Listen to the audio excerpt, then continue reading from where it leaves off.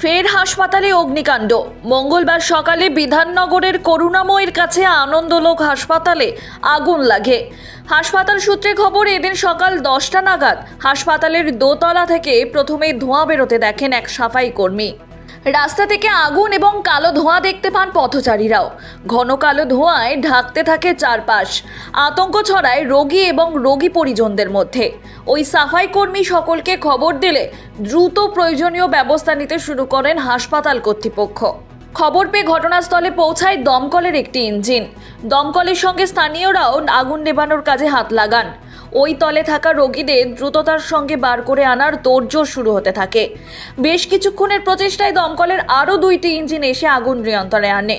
হাসপাতালের এক কর্মীর দাবি, সব রোগীকেই নিরাপদে সরিয়ে নেওয়া হয়েছে এবং সবাই সুস্থ এবং সুরক্ষিত রয়েছেন।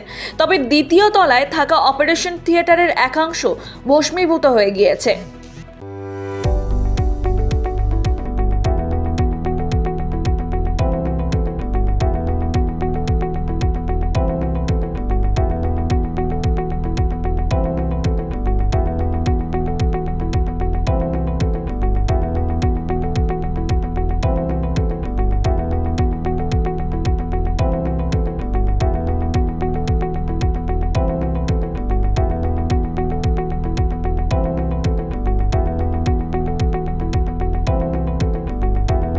সকালবেলা এখানে টিফিন করতে আসি, তো তখন দেখা যায় যে পিছন থেকে ওই জানলা থেকে একটু এসির ওখান থেকে আগুন বেরোয়।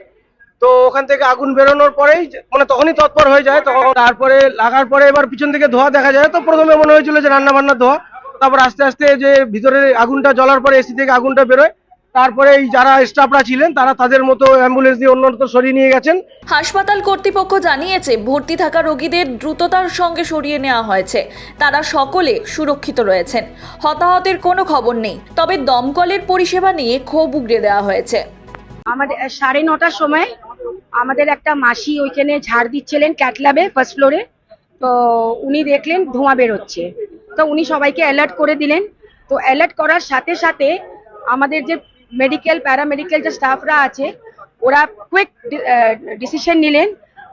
একজন দমকলকে ফোন করলেন, আর বাকি সবাই আমাদের 44 পেশেন্ট ভর্তি ছিলেন, ওদের সবাইকে আমরা আমাদের সেফলি আমরা শিফট করেছি CKCL এ। তো কোনো ফ্যাকাল্টি নেই, কেউ ইনজিওর্ড নেই, even the patient, even the staff সবাই একদম ঠিক আছে। 1 ঘন্টা পরে যখন দমকল আসে তখন জানা যায় ওর কাছে জল নেই।